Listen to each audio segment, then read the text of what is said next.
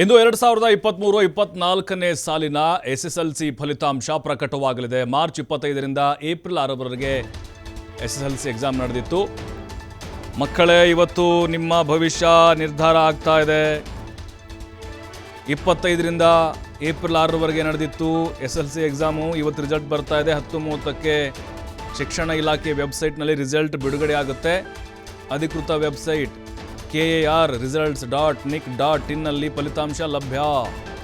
4,41,000 ವಿದ್ಯಾರ್ಥಿಗಳು ಪರೀಕ್ಷೆ ಬರೆದಿದ್ದರು. ಅದರಲ್ಲಿ ಬಾಲಕರು 4,41,000, 4,28,000 ಬಾಲಕಿಯರು. ಒಟ್ಟು ಪ್ರಸಕ್ತ ಸಾಲಿನಲ್ಲಿ 8,69,000 ವಿದ್ಯಾರ್ಥಿಗಳು ಎಕ್ಸಾಮನ್ನು ಬರೆದಿದ್ರು. ಅವರ ಫಲಿತಾಂಶ ಇವತ್ತು ಪ್ರಕಟ ಆಗುತ್ತೆ. ಹಣೆ ಬರಹ ಬಯಲಾಗುತ್ತೆ. ಇವತ್ತು 10:30ಕ್ಕೆ ಶಿಕ್ಷಣ ಇಲಾಖೆ, ಪ್ರೌಢಶಿಕ್ಷಣ ಮಂಡಳಿಯವರು ಕೂಡ ಈಗ ಪ್ರೆಸ್ ಮೀಟನ್ನು ಕರೆದಿದ್ದಾರೆ. ಲಾಸ್ಟ್ ಟೈಮ್ ಅಂದರೆ ಕಳೆದ ವರ್ಷ ನಾವು ರಿಸಲ್ಟನ್ನು ನೋಡಿದ್ವಿ, 83% ಆಗಿತ್ತು. ಓವರಾಲ್ 83. ಈ ಬಾರಿ ಎಷ್ಟಾಗ್ಬೋದು?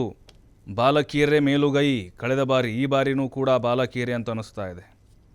ಜೊತೆಗೆ ಉಡುಪಿ, ದಕ್ಷಿಣ ಕನ್ನಡ ಮೊದಲ ಸ್ಥಾನ, ದ್ವಿತೀಯ ಸ್ಥಾನ ಈ ರೀತಿಯಾಗಿ ಪಡೆದುಕೊಂಡಿದ್ವು.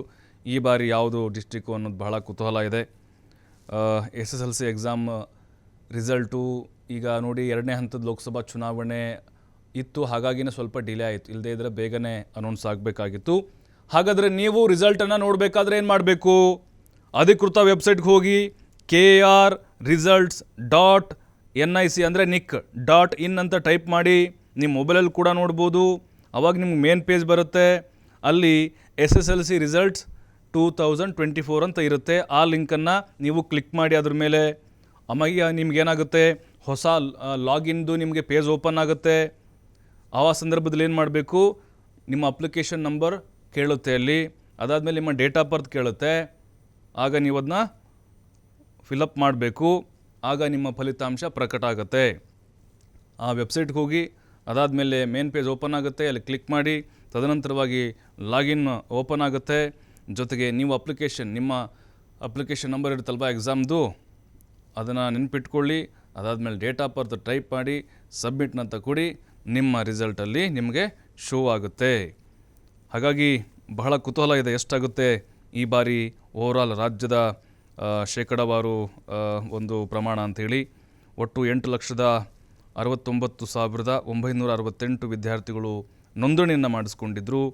ಅದರಲ್ಲಿ 4,41,000 ಬಾಲಕರು ಹಾಗೆ 4,28,000 ಬಾಲಕಿಯರು ಈಗ ಎಕ್ಸಾಮನ್ನು ಬರೆದಿದ್ದಾರೆ.